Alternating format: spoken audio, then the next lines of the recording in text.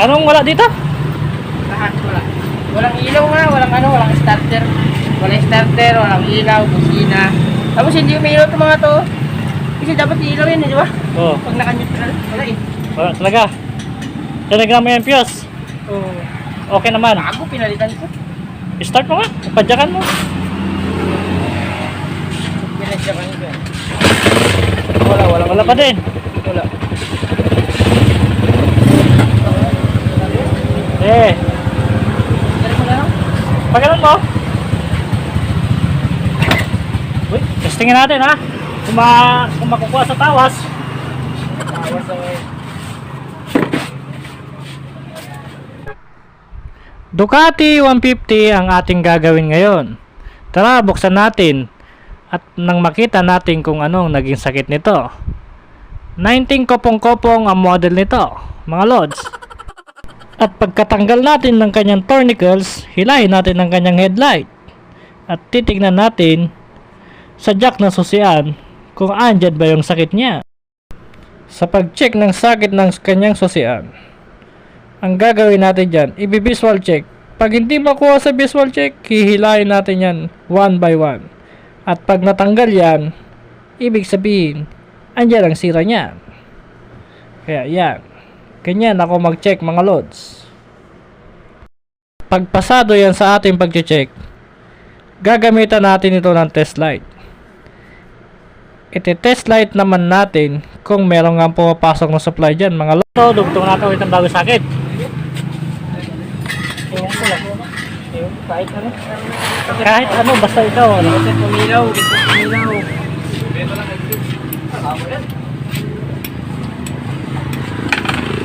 Basta pumilaw siya kahit ano. Wala pa rin makang ganito dito. Ngayon ganito. Nakapalit dyan. Ayan, harap. Ha? Wala pa din akong napalabas na positive dito sa may sakit ng susian mga lods. Tinusok ko na ng test light, wala pa din. Kaya dito muna ako sa may bandang fuse side.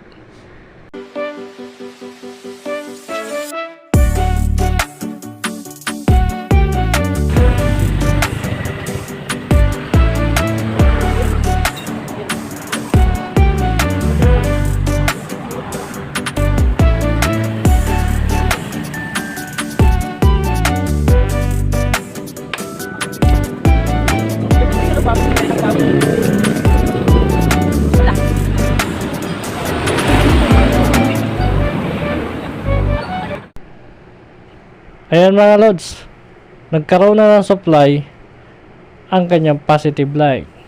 Na traffic lang pala ito sa may bandang fuse side. Pati pala bandang fuse side, naglulos na rin yung kanyang fuse. Kaya papalitan natin ito mga lods.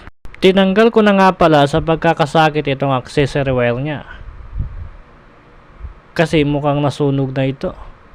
Kaya titignan natin kung saan banda ang shorted nito. Hahanapin natin ito mga lods.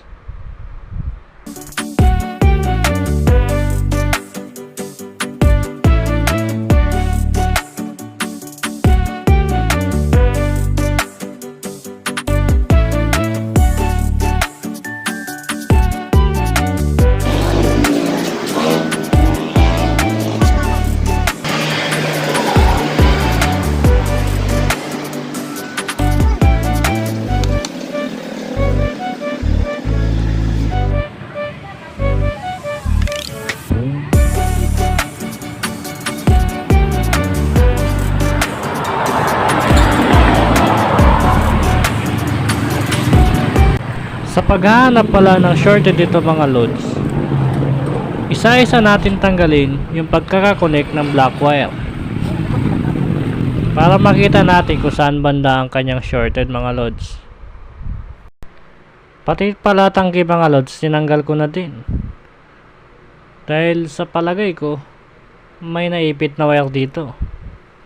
Baka andito rin nagtago, kaya akin na rin tinanggal ang kanyang tangki mga loads.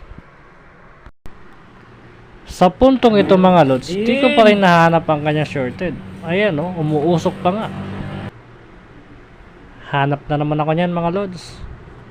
Medyo nahirapan din ako ng konti Pero makikita ko din yan mga lods.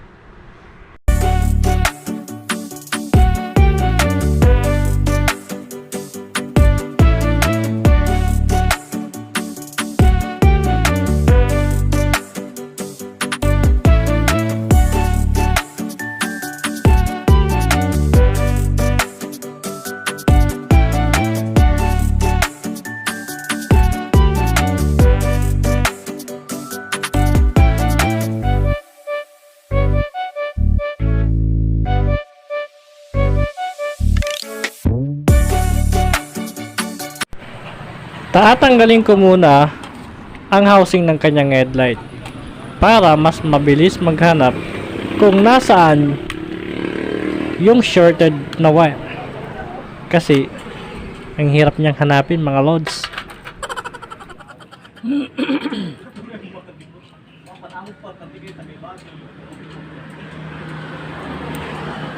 Palakas talaga ang pagkakaground dito mga lods. Kasi tignan nyo, nagbabaga pa yung wire. Kaya kailangan natin mahanap yan mga lods.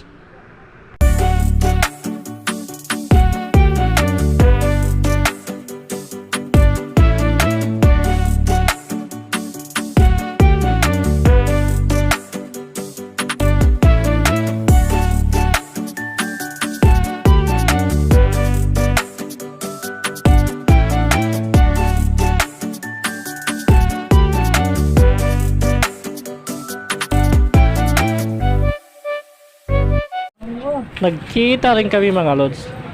Diyan lang pala siya nagtatago sa may bandang itaas. Di man lang siya nagpakita kagad. Ay, tiyagaan lang talaga sa pagta-troubleshoot.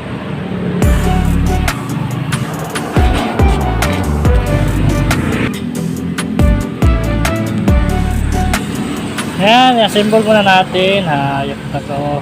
Nine! Hoy! Kaya! Isali ka vlog?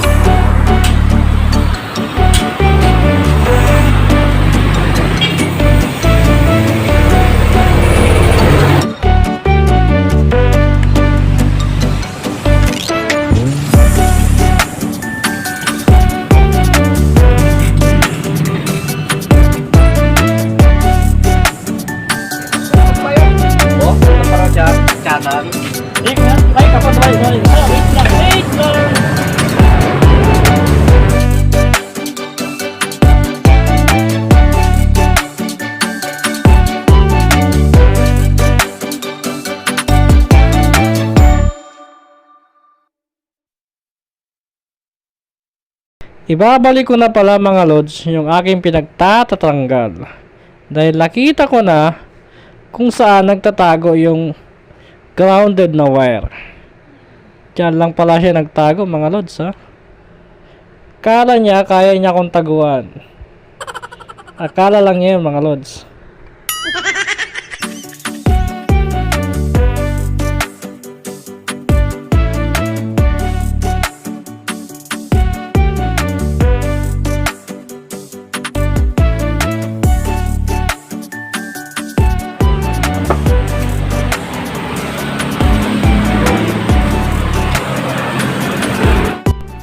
Pati pala yung kanyang headlight mga lods, papalitan ko na.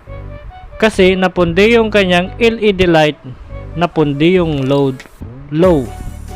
Kaya akin itong papalitan ng halogen bulb mga lods. Makoto yan.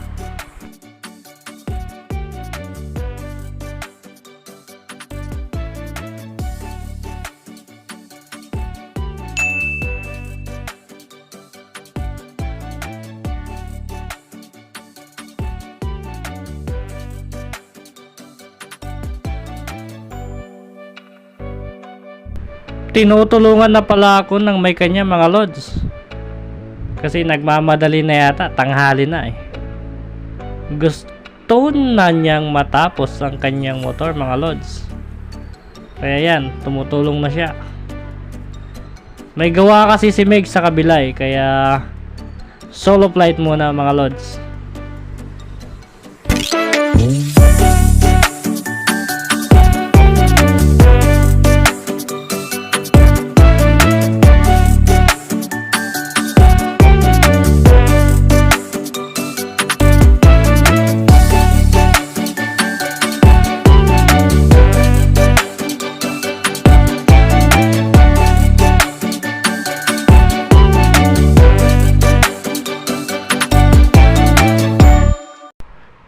Talagang nagmamadali na ang may kanya mga lods oh.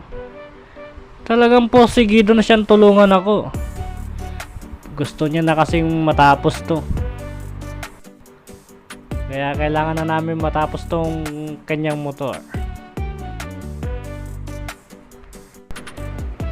Habang palang nagkakalikot ang may kanya, tinetesting ko na rin yung kanyang mga ilaw. Kung functionable na ba at kung okay na talaga. At dahil okay na mga lods, okay na ang aking pagto-troubleshoot dyan. Ipipix ko na lahat ng aking pinagbabaklas dyan. Iaayos ko na yan mga lods. Para matuwa ang may kanya, malay mo may bonus tayo dyan.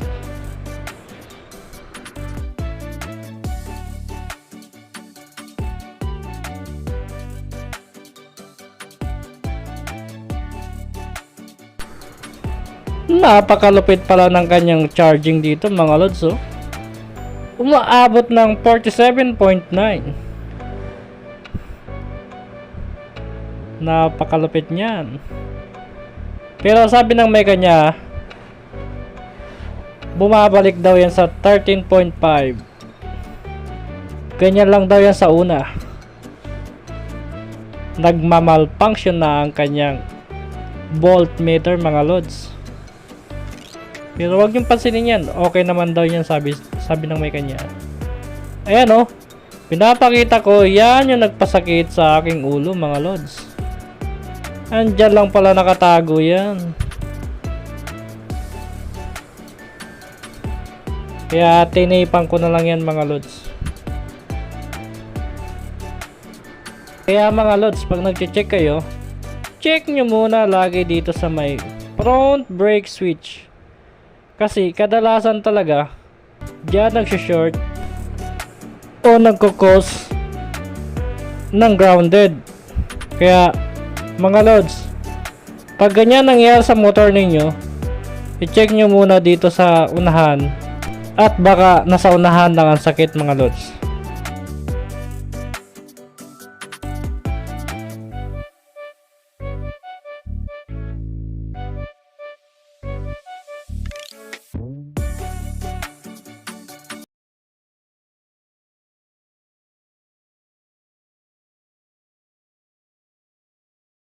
Mga lods, baka pwede naman pa-subscribe naman dyan mga lods.